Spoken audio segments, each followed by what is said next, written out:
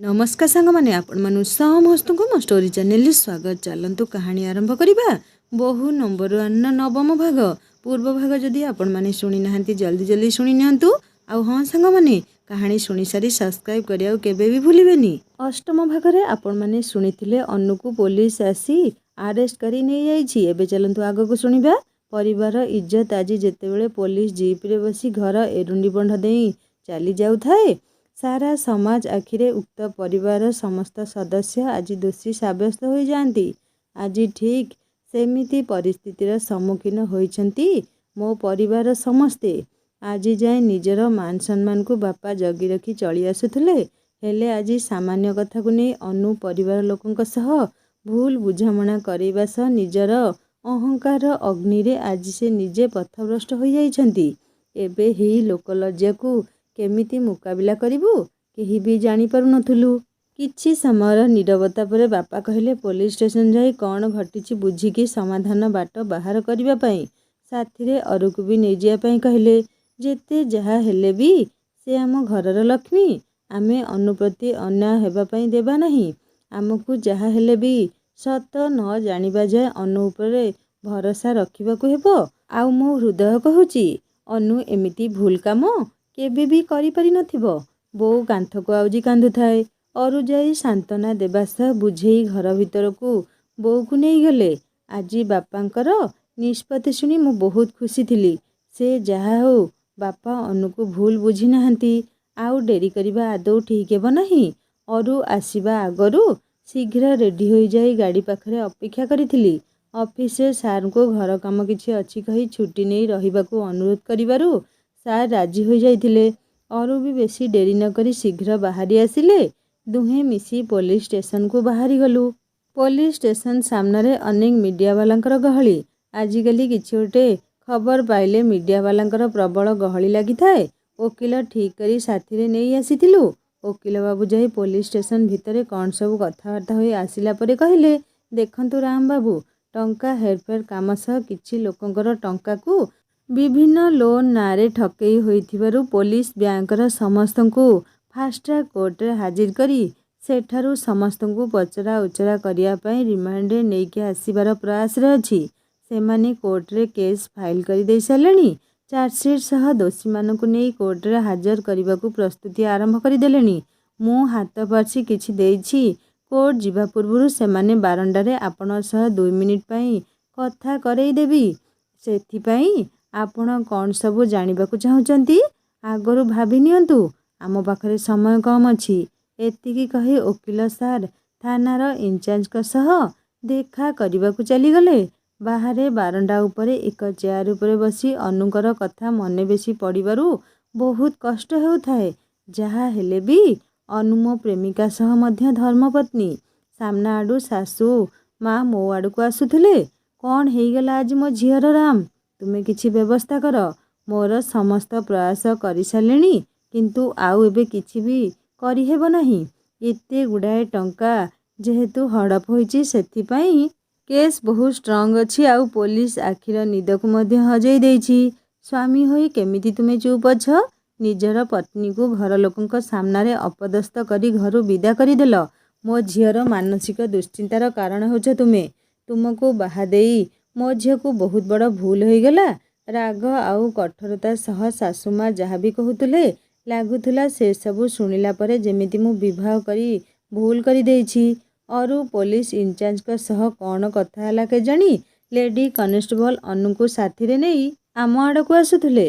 अनु को देखी सासुमा कुंढेई धरी कांदुथुले। मु पाखकु जाई किछि बुझिबाकू चेष्टा करिबारु अरुंक सह मोर खराब संपर्क को दर्शाई आम दुहिंकु अपमान सासुमा देई चलीथिले। सबु सुनिबी मु धैर्य धरी बैंक रे प्रकृत कौन हेउछि बुझिबा पई अनुक ठारु चेष्टा करिबा बेलकू अनु भी मते समस्त दोष देई निजर अहंकार अग्नि रे सासुमांक सह गोटिए स्वर रे स्वर मिसाई मते कहूथुले। वकील बाबू को इशारा रे असल कथा बुझिबा पई चेष्टा करिबारु सासुमा भी तांको खराब करी कहिले, तुमे सबु कौन मो झियो को दोषी करई सारलणी। मो झियो पूरा खांटी तुलसी परी। अनु संपूर्ण निर्दोष। तुम मानक बिना साहाଯ୍ୟରେ पुलिस आउ ए केस रु मो झियो को मुकुळेई नहीं पारिबी मु। ଶାଶୁମା ମୋତେ ଆଉ ଅରୁକୁ ଦେଖି ବଡ଼ ପାଟିରେ କହି ଚାଲିଥିଲେ, ଝିଅର ଏମିତି ଦୁଃଖ ସମୟରେ ମା ମନ ବ୍ୟସ୍ତ ହେବା ସ୍ୱାଭାବିକ। ସେଥିପାଇଁ ଶାଶୁମାଙ୍କର କୌଣସି କଥାକୁ ଆମେ ମନରେ ନ ଧରି ଅନୁଙ୍କୁ ଆଉଥରେ ସବୁ ସତ କଥା ଜଣାଇବା ପାଇଁ ପଚାରିବାରୁ ଅନୁଙ୍କର ଉତ୍ତରରେ ମୋ ଧୈର୍ଯ୍ୟର ଶେଷ ସୀମା ତାଙ୍କର ଉତ୍ତର ଶୁଣିଲା ପରେ ଡେଇଁ ସାରିଥିଲା। ବହୁତ ହୋଇଗଲା ତୁମର ଭଲ ପାଇବାର ନାଟକ। ଆଉ ନୁହେଁ ରାମ, ନିଜର ହକ୍ ଜମେଇବା ପାଇଁ ତୁମ ବାପା ବୋଉ ଯେତେବେଳେ ମୋତେ ତୁମ ଘର ଭିତରେ ଅପମାନ ଦେଉଥିଲେ, କାହିଁ ସେତେବେଳେ ଚୁପ୍ ଥିଲ? ମୁଁ ଜାଣିଛି ଆଜି ଅସୁବିଧାରେ ପଡ଼ିଛି ବୋଲି ତୁମେ ଫର୍ମାଲିଟି ପାଇଁ ଆସିଛ, ହେଲେ ମୋର ଆଉ ତୁମଠାରୁ କୌଣସି ସାହାଯ୍ୟ କି ମିଛ ସହାନୁଭୂତିର ଆବଶ୍ୟକ ନାହିଁ। ତୁମେ ଏବେ ତ ବହୁତ ଖୁସି ହୋଇପାରିବ ଏଥିପାଇଁ କି ମୋ ଅନୁପସ୍ଥିତିରେ ଅରୁଙ୍କ ସହ ଯାହା ବି କିଛି ସମ୍ପର୍କ ଘର ଭିତରେ ରଖିପାରିବ। ଆଉ ତୁମ ବାପା ବୋଉ ତ ତୁମର ସବୁ ଖରାପ ଗୁଣକୁ ପରଦା ପକେଇ ଢାଙ୍କିବାକୁ ଅନେଇ ବସିଛନ୍ତି। ଛି ଛି ଛି ଛି। ଅନୁଙ୍କର ଏଭଳି କଟୁ ମନ୍ତବ୍ୟ ମୋ ପରିବାର ଆଉ ମୋ ପ୍ରତି ଶୁଣି ନିଜକୁ ବହୁତ ଖରାପ ଲାଗିଲା। କିଛି କହିବା ପାଇଁ ମୁଁ ଚେଷ୍ଟା କଲାବେଳକୁ ଅରୁ ମୋତେ ଅଟକେଇ ଦେଲେ। ଅରୁ କହୁଥିଲେ, କ'ଣ ତୁମେ ଭାବିଛ ଅନୁ? ପରିବାର ଇଜ୍ଜତ ସହ ଯାହା ତ ଖେଳିଲ, ଆଜି ଆହୁରି ମନ ବୁଝିଲାନି ଯେ ଗୋଟେ ଭଲ ପରିବାର ଇଜ୍ଜତକୁ ନେଇ ଆକ୍ଷେପ କରୁଛ। ଆଜି ସବୁ ଭୁଲିଯାଇ ସେମାନେ ବିପଦ ବେଳେ ତୁମ ପାଖରେ ଠିଆ ହେବାକୁ ଆସିଛନ୍ତି। ଆଉ ତାଙ୍କର ଭଲ ପାଇବା ତୁମକୁ ଦେଖାଯାଉନି କି ପ୍ରତ୍ୟକ୍ଷରେ ତାଙ୍କୁ ଅସୁବିଧା କ'ଣ ହୋଇଛି ନ ଜଣେଇ ବେଖାତିର କରି ଆରୋପ କରୁଛ। ଛି, ତୁମକୁ ଆଉ କିଛି କହିବାକୁ ବି ଇଚ୍ଛା ହେଉନାହିଁ। ଏହା ଭିତରେ ସମୟର ଅବଧି ବି ସରିଯାଇଥିଲା। ପୋଲିସ ବାବୁ ଅନୁକୁ ସାଥିରେ ନେଇ ଚାଲି ଯାଉଥିଲେ, କିନ୍ତୁ ଗଲାବେଳେ ଅରୁଙ୍କର ଜବାବ ଶୁଣି ଅନୁ କଟାକ୍ଷ କରି ଆରୋପରେ ଆମ ଦୁହିଁଙ୍କୁ ଦୋଷୀ କରେଇ ଦେଇ କହିଲେ, ମୋ ପରି ସ୍ୱାମୀ କୁଆଡ଼େ ତାଙ୍କ ଜୀବନରେ ରହିକି ବା ଆଉ କି ଲାଭ? ଆଜି କୁଆଡ଼େ ମୁଁ ତାଙ୍କର ଅସୁବିଧାର ଫାଇଦା ନେବାକୁ ଚେଷ୍ଟା କରୁଛି। ଆସିଥିଲି ଜୀବନସାଥୀର ଅତୀତର ସବୁ କଥାକୁ ଭୁଲି ତାଙ୍କ ଦୁଃଖରେ ସାମିଲ ହେବା ପାଇଁ, କିନ୍ତୁ ଏଠି ସମାଜ ଆଖିରେ ନିଜେ ମୁଁ ଦୋଷୀ ହୋଇଗଲି। ମୋ ହୃଦୟର ଅସରନ୍ତି କୋହର ଜୁଆରରେ ଆଖି ଆଜି ତାର ସହିବାର କୂଳ ଲଙ୍ଘି ସାରିଥିଲା। ମୋର ଅବସ୍ଥା ଦେଖି ଅରୁ ଗାଡ଼ିରେ ବସେଇ ମୋତେ ନିଜେ ଡ୍ରାଇଭିଂ କରି ଘର ଅଭିମୁଖେ ବାହାରି ଆସିଲୁ। ଆଉ ଓକିଲଙ୍କୁ ତାଙ୍କ ପ୍ରାପ୍ୟ ବି ଅରୁ ଦେଇ ସାରିଥିଲେ। ଦୁଃଖରେ ମ୍ରିୟମାଣ ହୋଇ କ'ଣ କରିବି କିଛି ଉପାୟ ପାଉନଥିଲି। ଘରେ ଯାଇ ବାପା ବୋଉଙ୍କୁ କି ଉତ୍ତର ଦେବି? ସବୁ ପ୍ରୟାସ ଆଜି ମୋର ବୃଥା ହୋଇଗଲା। ଅନୁଙ୍କୁ ବଦଳାଇବା ପାଇଁ ଆଉ ବା କ'ଣ କରିପାରିବି କିଛି ବୁଝିପାରୁନଥିଲି। ମୋ ଭାବନା ଭିତରେ ଅରୁ କାରକୁ ଘର ଆଗରେ ପାର୍କିଂ କରିସାରିଥିଲେ। ବୋଉ ଘର ଭିତରୁ ଦୌଡ଼ି ଆସି କ'ଣ ହେଲା ପୋଲିସ ଷ୍ଟେସନରେ ପଚାରି ବୁଝିବା ପାଇଁ ପୁରା ବ୍ୟସ୍ତ ହୋଇ ପଡ଼ୁଥିଲା। ମୋ ନୀରବତାକୁ ଦେଖି ବୋଉ ଆହୁରି ବେଶି ଚିନ୍ତାରେ ପଡ଼ିଯାଇ କାନ୍ଦିବାକୁ ଲାଗିବାରୁ ଅରୁ ଯାଇ ବୁଝାଇ ସବୁ ଘଟଣା କହିଲେ। ବାପା ବି ଆସି ସବୁ ଘଟଣା ଶୁଣିଲା ପରେ କହିଲେ, ଆଉ କିଛି ଆମର କରିବାର ଆବଶ୍ୟକ ନାହିଁ। ଯିଏ ଗର୍ବ ଆଉ ଅହଙ୍କାରରେ ବଶ ହୋଇ କରୁଥିବା କର୍ମର ଭୁଲ କି ଠିକ୍ ସେ ଜାଣିପାରୁନାହିଁ, ତା ପାଇଁ ଏ ଘରେ କେହି ଚିନ୍ତା କି କିଛି ବୁଝାସୁଝା ଆଉ କରିବାର ଆବଶ୍ୟକ ନାହିଁ। ବାସ୍, ବହୁତ ହୋଇଗଲା। ନିଜର ଇଜ୍ଜତ ଆଜି ସମାଜେ ହରେଇ ସାରିଲା ପରେ ଆଉ ବା କେତେ ଲୋକହସା ହେବା? ତୁମେ ସମସ୍ତେ ମନ ଦେଇ ଶୁଣ, ଯେଉଁ ପର୍ଯ୍ୟନ୍ତ ଅନୁ ତା ନିଜର ଭୁଲ ନ ବୁଝି ଏ ଘରକୁ ଫେରି ଆସିନାହିଁ, ସେ ଯାଏଁ କେହି ବି ଅନୁ ସହ କୌଣସି ସମ୍ପର୍କ ରଖିବାକୁ ଚେଷ୍ଟା କରିବ ନାହିଁ। ଏ ଘରର ମୁରବୀ ଭାବରେ ଏହା ମୋର ଶେଷ ନିଷ୍ପତ୍ତି। କିନ୍ତୁ ବାପା, ଆପଣ ଥରେ ପରିସ୍ଥିତିକୁ ବୁଝିବାକୁ ଚେଷ୍ଟା କରନ୍ତୁ। ଅରୁ କହିବାରୁ ଅରୁ ଆଜି ଆଉ ମୋତେ ବେଶି ବିବଶ କରିବାକୁ ଚେଷ୍ଟା କରନି। ବହୁତ ଭାବିଲା ପରେ ଆଜି ମୁଁ ନିଷ୍ପତ୍ତି ନେଇ ସାରିଛି। ଶେଷରେ ନିଜର କୋହକୁ ଛାତିରେ ଚାପି ରଖି ମୁଁ କହିଲି, ହଁ ବାପା, ଆପଣ ଠିକ୍ କହିଛନ୍ତି। ବାସ୍, ଆଉ ନୁହେଁ। ତୁମମାନଙ୍କ ମୁହଁରେ ମୁଁ ପୂର୍ବ ପରି ହସ ଦେଖିବାକୁ ଚାହେଁ। ମୋ ହସିଲା ସଂସାରକୁ ଏମିତି ସବୁଦିନେ ଦୁଃଖର ସାଗରରେ ଭାସୁଥିବାର ଆଉ ଦେଖିପାରିବି ନାହିଁ। ଆପଣଙ୍କର କଥା ଆମେ ଅବଶ୍ୟ ପାଳନ କରିବୁ ବାପା। ହେଲେ ତୁ ଏ କ'ଣ କହୁଛୁ ରାମ? ବୋଉ କହୁଥିଲା, ତୁ କ'ଣ ଅନୁର ଅନୁପସ୍ଥିତିରେ ନିଜକୁ ସମ୍ଭାଳି ପାରିବୁ? ହଁ ବୋଉ, କାହିଁକି ମୁଁ ପାରିବିନି? ଏ ଘରକୁ ଅନୁ ବୋହୂ ହୋଇ ଆସିବା ଦିନରୁ ଆମେ ସମସ୍ତେ ତାଙ୍କର ଖୁସି ପାଇଁ ଆମ ମନର ଖୁସିକୁ ପରିତ୍ୟାଗ କରିପାରିଥିଲେ, କିନ୍ତୁ ତା ବଦଳରେ ସେ ଆମକୁ କ'ଣ ବା ଦେଲେ? ମିଥ୍ୟା ଅପବାଦ। ସମାଜରେ ଲୋକହସା ସହ ଘରେ ବଡ଼ମାନଙ୍କୁ ସଦା ସର୍ବଦା ଅସମ୍ମାନ କରାଇବା ଛଡ଼ା ଆଉ କିଛି ଦେଇନାହାନ୍ତି। ଯଦି ଆମ ଭଲ ପାଇବାର ଭାଲ୍ୟୁ ଅନୁ ବୁଝିପାରିଲେନି, ତେବେ ଆମ ମନ ଦୁଃଖର କାରଣକୁ ବା ସେ କ'ଣ ବୁଝିବେ? ଆପଣମାନେ ମୋ ପାଇଁ ବ୍ୟସ୍ତ ହୁଅନ୍ତୁ ନାହିଁ। ମୋ ନିଜକୁ ମୁଁ ସମ୍ଭାଳି ନେବି। ଏତକ କହି ମୁଁ ଘର ଭିତରକୁ ଚାଲିଗଲି। ଆଉ ମୋ ପଛରେ ବାପା କହୁଥିଲେ, ତେବେ ଠିକ୍ ଅଛି, ଆଜିଠାରୁ ଅନୁ ସହ ଆମର କୌଣସି ସମ୍ପର୍କ ନାହିଁ। ହୃଦୟରେ ଯେତେବେଳେ କୋହର କୂଳ ଯନ୍ତ୍ରଣାର ସୀମା ଡେଇଁଯାଏ ସେତେବେଳେ ବେଶୀ କଷ୍ଟ ଲାଗେ। ବଞ୍ଚିବାର ନିଶା ବି ସରିଆସେ। ଆଉ ଭୁଲ କି ଠିକ୍କୁ ତର୍ଜମା କରିବା ସାହସ ବି ନଥାଏ। ଦୁନିଆରେ ମଣିଷ ଯେତେବେଳେ ସବୁ କିଛି ଅତି ଶୀଘ୍ର ପାଇଯାଏ ତାକୁ ହରେଇବାର ଦୁଃଖ କିଛି ବି ବୁଝାପଡ଼େ ନାହିଁ।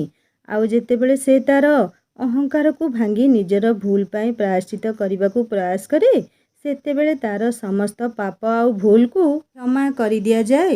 ଈଶ୍ୱରଙ୍କର କହିବା ଅନୁସାରେ ପରମାତ୍ମା ଦେହ ଛାଡ଼ିବା ପୂର୍ବରୁ ତା'ର ସମସ୍ତ ପାପ ପୁଣ୍ୟର ହିସାବ ବଞ୍ଚିଥିବା ଅବସ୍ଥାରେ ସେ ଭୋଗିଥାଏ। ଆଉ ଏହା ସତ ଯେ ଏହା ତା'ର ପାପ କେବେ ଆର ହାତ ନିଏ ନାହିଁ। ଠିକ୍ ସେମିତି ମଣିଷର ଗର୍ବ ଆଉ ଅହଙ୍କାର ପ୍ରେରଣାର ସ୍ରୋତ ଯଦି ସବୁ ସମୟ ପାଇ ଚୁପ୍ ହୋଇଯାଏ ତେବେ ଆପଣାପଣର ଅନୁଭବ ହେବା ନିଶ୍ଚିତ। ଆଉ ଯେଉଁ ବିଶ୍ୱାସକୁ ଭାଙ୍ଗି ଦିଆଯାଇଥାଏ ସେ ବିଶ୍ୱାସ ପାଇବା ପାଇଁ ଆଉ ଥରେ ବି ଅଗ୍ନି ପରୀକ୍ଷା ଦେବାକୁ ହୋଇଥାଏ। ଅନୁଙ୍କ ପାଇଁ ଆଉ ଆମ ଘରେ କାହାରି ମଧ୍ୟରେ ବି କିଛି ଆଲୋଚନା ହେଉନଥାଏ। ବାପାଙ୍କର ତାଗିଦ ପରେ ସମସ୍ତେ ଚୁପ୍ ଥିଲୁ। ଗୋଟେ ପଟେ ଘର ଲୋକଙ୍କର ଭଲ ପାଇବା ଆଉ ସମ୍ମାନ କଥା ତ ଅନ୍ୟପଟେ ପ୍ରେମିକାରୁ ପତ୍ନୀ ସାଜିଥିବା ମୋର ହୃଦୟର ମାନସୀଙ୍କର ଜୀବନରେ ଆସିଥିବା ବିପଦରୁ ମୁକ୍ତି କରିବାର ବାଟ ଖୋଜିବା ଭିତରେ ଆଜି ମୁଁ ନିଜେ ବାଟବଣା ହୋଇଯାଇଥିଲି। ବାପାଙ୍କର କଥାକୁ କାଟି ଲୁଚି ଛପି ଯାଇ ଅନୁକୁ ଦେଖାକରି ଭଲମନ୍ଦ ବୁଝିବା ବି କରିପାରୁନଥାଏ। ସେ ଦିନର ଅପମାନ ଯାହା ଅନୁ ପୋଲିସ ଷ୍ଟେସନରେ ଦେଇଥିଲେ ଆଉ କେଉଁ ମୁହଁରେ ନେଇଯିବି କିଛି ବି ବୁଝିପାରୁ ନଥିଲି। ଅରୁ ମଝେ ମଝେ ଆସି ମୋତେ ବହୁତ ବୁଝେଇବା ସହ ସବୁ କିଛି ଠିକ୍ ହେବା ଯାଏଁ ଧୈର୍ଯ୍ୟ ଧରି ଅପେକ୍ଷା କରିବା ପାଇଁ କହୁଥାନ୍ତି। ମୋ ମନ ଦୁଃଖର କଥା ବାପା ମାଆଙ୍କୁ ଜଣେଇ ଆଉ ବେଶୀ କଷ୍ଟ ଦେବା ପାଇଁ ଜମାରୁ ମୋର ଇଚ୍ଛା ନଥାଏ। ସେଥିପାଇଁ ମୁହଁରେ ହସ ରଖି ମୁଁ ଭିତରେ ନିତି ନିଜକୁ ମରିବାକୁ ଚେଷ୍ଟା କରୁଥିଲି। ପରିବାରରେ ସମସ୍ତେ ମାନସିକ ସ୍ତରର ଆଘାତକୁ ଭୁଲି ଯାଇ ନଥିଲେ।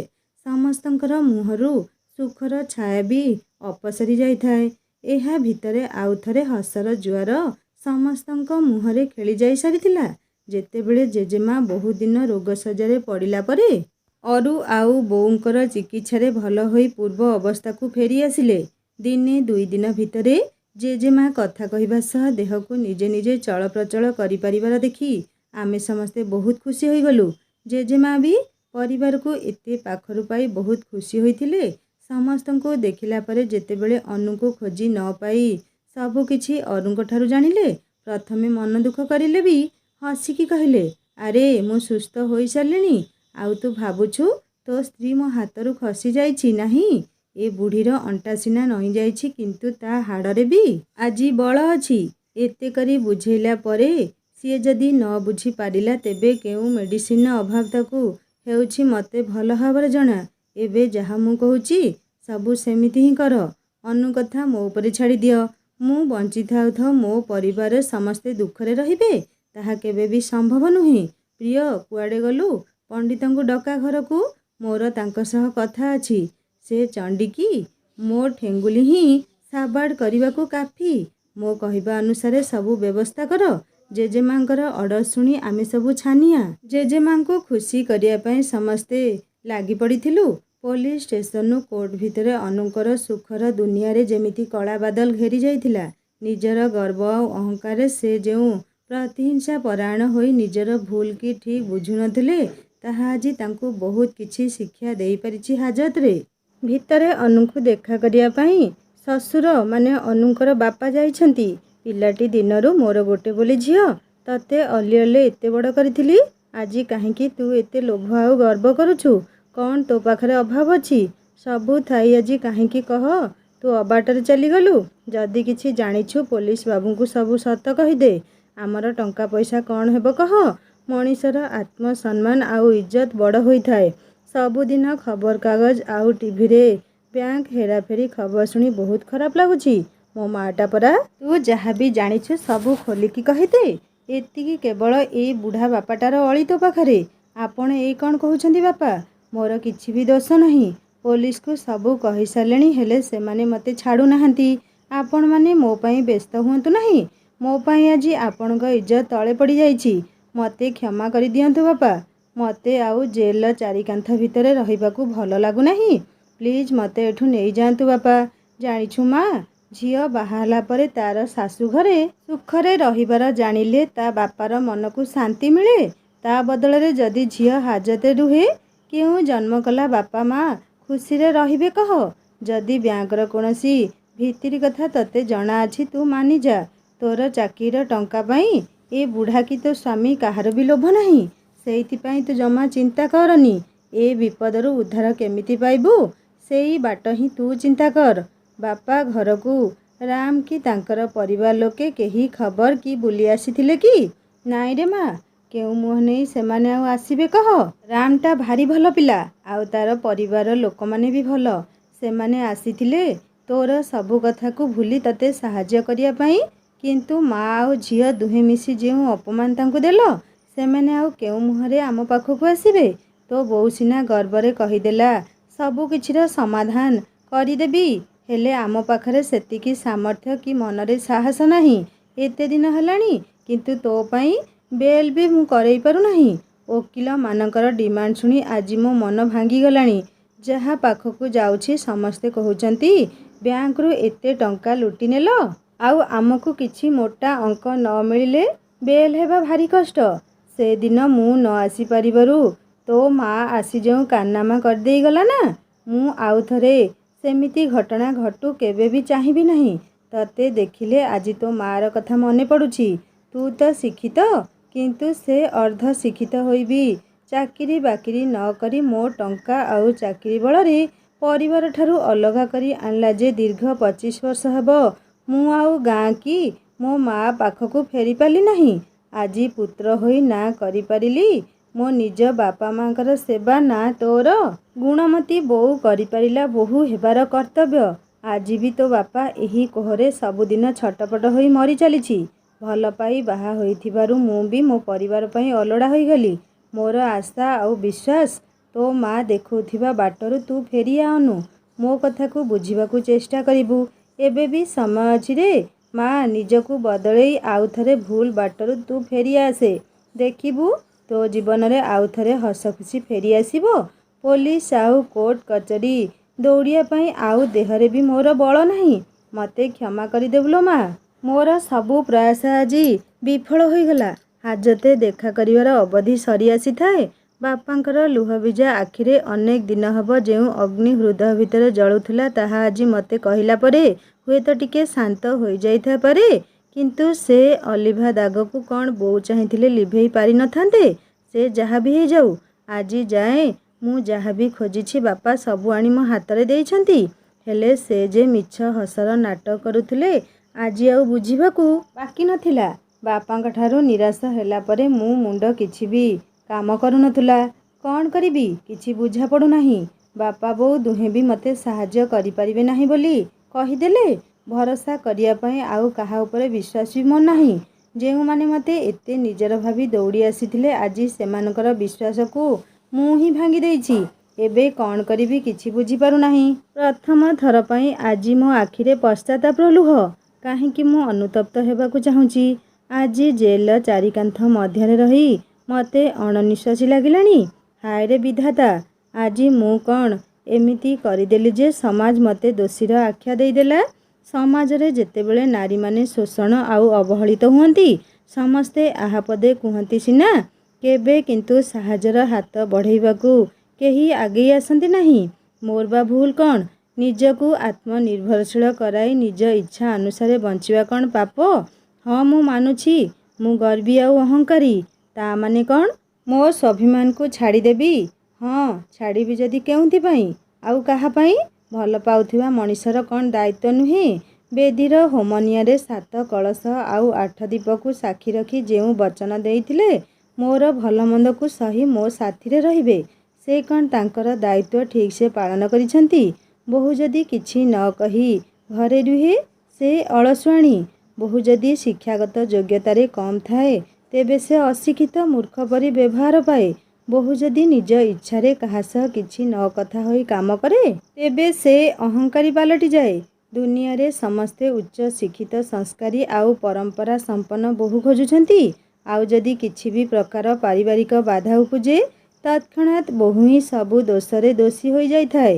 ମୋ ଚରିତ୍ରକୁ ମୁଁ ଭଲ କି ଖରାପ କହୁନାହିଁ, କେବଳ एतिकी कहबी मु भी गोटे झियो स्वाधीनतारे बंचिबार मोर भी अधिकार अछि। तेबे काहेकि सेमाने मते भूल बुझुछंती। अवसाद भरा जीवन रे आजी कोहर मेघ हृदय आकाश रे घनीभूत होई सारिथिला। बापा बोऊ स्वामी को झुरी जेल कोठरी भितरे आजी निजको असहाय भाबुछि। पर आपणार भेदभाव भितरे आजी मु एमिति छंदी होई जाइछि जे जाहाकि मुकुलिया भारी कष्ट। किंतु सबु परे भी मते मुकुलिबाकू हेबो ना। ए केस रे मोर किछि संश्लिष्ट अछि ना मु किछि टंका खाइछि। तथापि आजी कौन पाई मु दोषी हेबी। शेष निष्पत्ति मु नेई सारिथिली। एहा भितरे राति पाही भोर होई आसुथाए। राति सारा नानादी चिंतारे मु छटपट हेउथुली। सकाळु इन्स्पेक्टर सार को राजसाक्षी हेबा पाई राजी होई गली। दिने दुई दिन भितरे आउ थरे केस पिटिशन कोर्ट रे हेला परे पुलिस मो विरुद्ध रे कोनोसी प्रमाण पाई नथिबा सह मु जहा भी घटिथिला बैंक रे सबु खोलिकी कहिला परे मान्यवर कोर्ट मते निर्दोष रे खलास कले। जेलु खलास होई आसिला परे प्रथम थर बाहरर सूर्य आलोक रे मो देह भितरे परिवर्तनर एक नुआ ऊर्जा खेली जाउथुला। बापा मते जेल बाहरु रिसीव करी घर को आनिले। भाबिथिली राम एते भल पांती मते निश्चित मोर खलास हेबा कथा सुनिला परे आसीथिबे देखा करिबाकू। किंतु मो धारणा भूल थिला। घरे मु पहुंचिला परे बोऊ मते जाबुड़ी धरी कांदिला सिना प्रत्येकरे मो शाशुघर लोकंकु दोष देबा सह खराब करी कही हेउथुला। सबु सुनी मु चुप रहिथिली। अनेक दिन हला फोन को व्यवहार करि नथिबारु चार्ज सरी जाइथिला। आउ चार्ज बसेई मु फ्रेश हेबा पई बाहरी गली। मने मने बहुत राम को झुरी हेउथुली। एते दिन भितरे राम मते केते कौन मेसेज करी नथिबे मु जाने। जहा किछि कले भी से मते बहुत भल पांती। प्रथम किछि दिन रागिले भी परे मते बुझाय पई चेष्टा करंती। आउ एथर भी से निश्चित सेमिति किछि मो मन को खुशी करिया पई करिथिबे। गाधी आसिला परे मो मन पसंदर खाइबा बोऊ प्रस्तुत करि सारिथिले। खाइबा पाखरे बसी बोऊ को पचाली राम किछि खबर देई नाहंती कौन कहिबो मते। केते विश्वास मु करिथिली किंतु से सब विश्वास को मोर भांगी देला। भाबिथिली तते नेई सहर रे रखिबो तुमे दिहे भलरे चलिबो। किंतु बापा बोऊंको प्रेम रे एमिति अंध जे जुआई पुओ शेष रे तो पाखकू टिके भी आसिले नहीं कि भल पाउछ बा तुमे दिहे। आजी देख तो बापा मते एते भल पांती बोली मु जहा भी कुए से हसी हसी करि दियंती। केबे किछि प्रतिवाद करंती नहीं। आउ तू स्वामीटा को कानी रे बांधिकी रखि पालु नहीं। आमर से घर को आउ केही जीवार नहीं। कौन कहली शुणुछ ना नहीं अनुर बापा। हाँ शुणिली हेले से घर तुम झियर सांग माने एई भली माँ जणे जणे थांती जे कि झियर घर को नष्ट करि दियंती। सतरे कौन अनु रामर प्रेम को मने पकेई पुणी शाशु घर को फेरी जीवो ताहा जानिबा एही कहानीर 10म भागरे। कहानी केमिति लागला मते निश्चय कमेंट करी जणेबे। आ जदि भल लागिथाय सब्सक्राइब निहाती करिवे। हिंदी स्टोरी चैनल रे हृदयस्पर्शी कहानी अपलोड हो जाइए। एही कहानी डिस्क्रिप्शन में लिंक देइछि आपण माने विजिट करी कहानी सुनंतु। सब्सक्राइब करिया को केबे भी भूलिबेनी। देखा हबो कहानीर नेक्स्ट भागरे। रहुछि नमस्कार जय जगन्नाथ।